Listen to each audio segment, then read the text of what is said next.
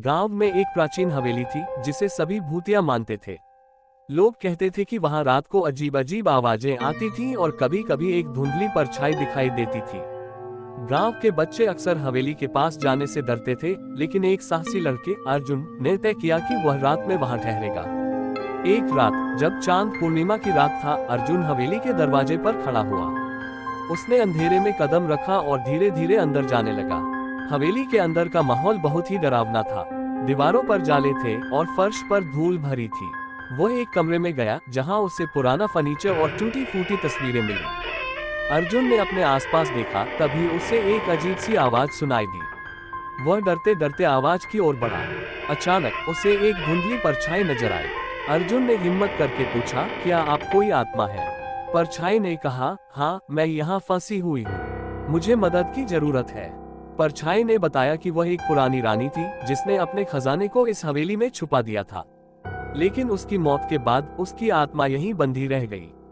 अर्जुन ने कहा, मैं आपकी मदद करूंगा, बताएं खजाना कहाँ है? रानी की आत्मा ने एक कमरे की ओर इशारा किया। अर्जुन उस कमरे में गया और देखा कि वहां एक पुराना संदूक रखा हुआ था। उसने संदूक खोला, लेकिन अंदर कुछ नहीं था। तभी रानी ने कहा, खजाना तुम्हारी हिम्मत में है, इसे पाना आसान नहीं होगा।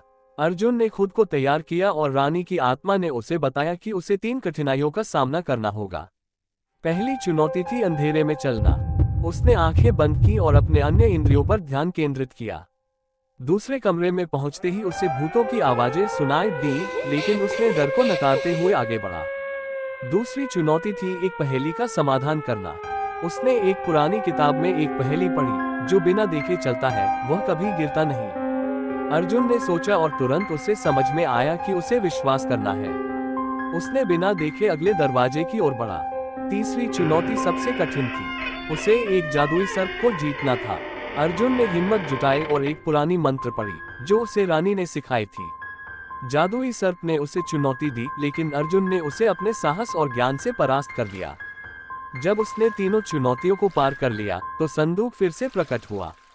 इस बार जब उसने उसे खोला तो अंदर एक चमचमाती हार और कई सोने के सिक्के थे। रानी की आत्मा ने मुस्कुराते हुए कहा, अब तुमने मुझे मुक्त कर दिया है। जैसे ही अर्जुन ने खजाना हवेली से बाहर निकाला, रानी की आत्मा एक प्रकाश में परिवर्तित हो गई और आसमान में उड़ गई। हवेली अब शांत थी और वहां कोई भूतिया गतिविधि नहीं थी। अर्जुन ने खजाना गांव वालों के साथ बांटने का फैसला किया और इससे गांव में खुशहाली आई। अब हवेली को लोग याद करते थे, लेकिन डर के बजाय सम्मान के साथ। अर्जुन का साहस और हिम्मत ने उसे न केवल खजाना दिलाया, बल्कि एक नई कहानी भी दी जो पीढ़ियों तक सुनाई जाती रही।